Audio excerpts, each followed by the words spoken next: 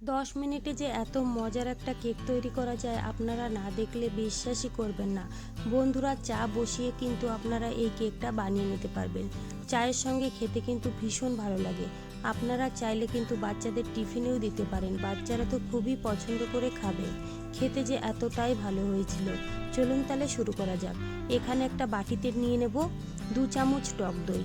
তার সঙ্গে দিয়ে দেবো ছোট বাটির 1 বাটি চিনি। চিনিটা আমি আগের থেকেই মিক্সারে গুঁড়ো করে নিয়েছিলাম। তারপরে এখানে দিয়েছি আমি 4 চামচ সাদা তেল। বন্ধুরা, এখানে কিন্তু তেলের পরিমাণটা আমি অনেকটাই কম দিয়েছি। তারপরে কিন্তু ভালো করে মিশিয়ে নিলাম। মিশিয়ে নেওয়ার পরে এখানে দিয়ে দিলাম হাফ বাটি সুজি আর তার সঙ্গে দিয়ে দিলাম 1 বাটি ময়দা, সামান্য একটু লবণ।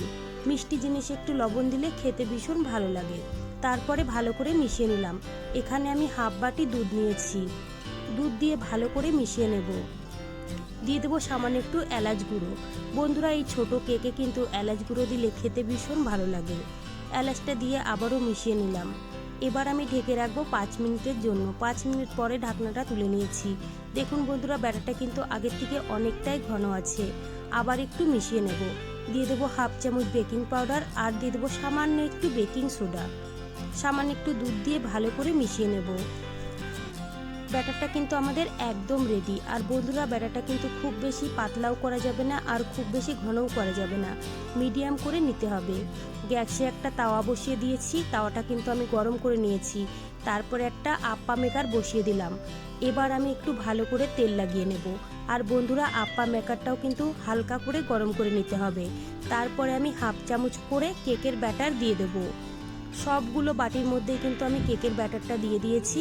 তারপরে দিয়ে দেবো একটু টুটি ফুটি। বন্ধুরা, এই টুটি ফুটিটা দিলে কিন্তু দেখতে ভীষণ ভালো লাগবে আর খেতেও ভীষণ ভালো লাগবে। এবার আমি কম গ্যাসে ঢেকে রাখবো 10 থেকে 15 মিনিট। 15 মিনিট পরে আমি ঢাকনাটা তুলে নিলাম। দেখুন বন্ধুরা, কতটা সুন্দর হয়েছে। এবার আমি গ্যাস অফ করে নামিয়ে নেব। তারপরে কিন্তু ঠান্ডা করে নিতে হবে। দেখুন বন্ধুরা, পিছনের কালারটাও কিন্তু ভীষণ ভালো হয়েছে। আপনারা কিন্তু দেখেই বুঝতে পারছেন কতটা নরম তুলতুলে জালিদার রয়েছে। এবার একটা প্লেটে সাজিয়ে নেব। বন্ধুরা, আপনারা একবার হলেও কিন্তু এইভাবে কেক বানিয়ে খেয়ে দেখবেন। সত্যি বলছি, ভীষণ ভালো হয়েছিল। চা বসিয়ে আপনারা এই কেকটা তৈরি করে নিতে পারবেন। চায়ের সঙ্গে খেতে কিন্তু ভীষণ ভালো লাগে। বাচ্চাদের টিফিনে দিলেও কিন্তু বাচ্চারা খুবই পছন্দ করে খাবে। দেখুন, একটা ভেঙেও দেখিয়ে দিলাম কতটা সুন্দর হয়েছে।